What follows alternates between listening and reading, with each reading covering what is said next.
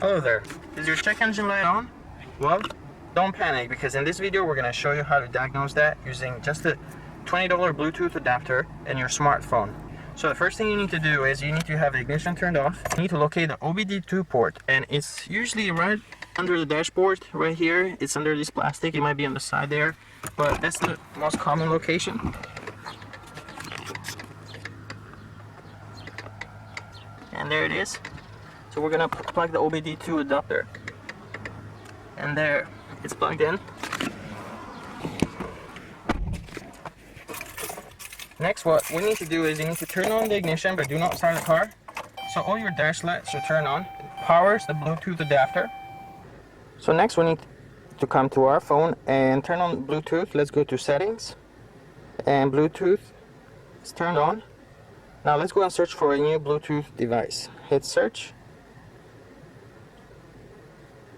And there it is, OBD2. Now depending on what device or what brand you buy, it might say OBD2 port, or it might say something else, but you get the idea.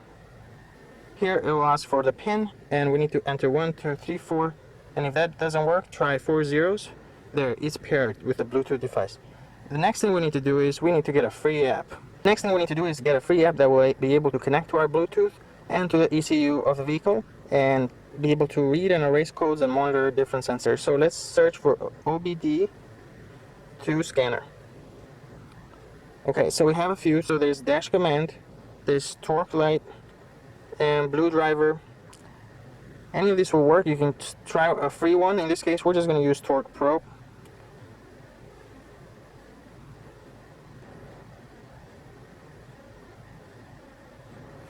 Here the app is installed. We'll hit open, and there, if you look right here, you can see the app is connected to the Bluetooth adapter. Now it's waiting to connect to the vehicle. That stopped flashing, and now it's good to go. So hit fold codes, and then here we tap that again, and we just give it a minute. Here we have current fault. It says P0108, and it has a description of what the issue is. Now, one thing that you need to know is if it says current fault, it means that there is a problem. It's an existing issue. You need to address that. If it says a pending, it means that it's most likely going to become a current code. If it's pending, sometimes the check engine light is not on yet. But if the vehicle notices that you still have that issue after you drive the car for another day or two, then it will eventually set it to a current fault and turn on the check engine light. Now, if it says stored, it means that there was a problem in the past. The vehicle is not noticing that problem anymore, and it's usually safe to just erase such a code. In this case, if we erase this, we come to menu and say clear fault on ECU. There's a warning here. But since it's current code, we haven't fixed the problem, that code is going to come right back up. So right here, and we read the codes again. Let's go back and go back in.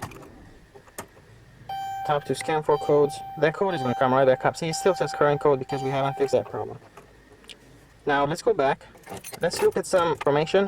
Over here, we have here you can see acceleration, revs, throttle position, engine speed, coolant temperature. It has quite a few, and then you can add more gauges here. This is your 0 to 60 time and things that you might care or not care about. Now this right here is emission readiness, and this is important. If you look here, it says there's all these different systems on the vehicle. It says misfire is complete, but the fuel system is incomplete, and you can see all this catalytic converter not complete. All these things are in red. If you take this car as it is right now for an emission test, it's going to fail. It doesn't matter which state you are, just don't even bother taking the car for emission, because you will definitely fail. Now, you need to have all these as green or complete. There's some that say not available. You don't have to worry, because that means your vehicle doesn't have that system installed, so there's nothing to worry. And in some cases, I should say in some states, you might be able to pass with one incomplete. So for example, the catalytic converters usually don't need several driving cycles to complete, and you might be able to get to pass the smoke test with that incomplete. But basically everything else needs to be complete. Only one. Some states will allow one, and some states won't allow any systems to be incomplete, so the car will fail. Or they'll send you back and then tell you to drive some more and come back. So anyway,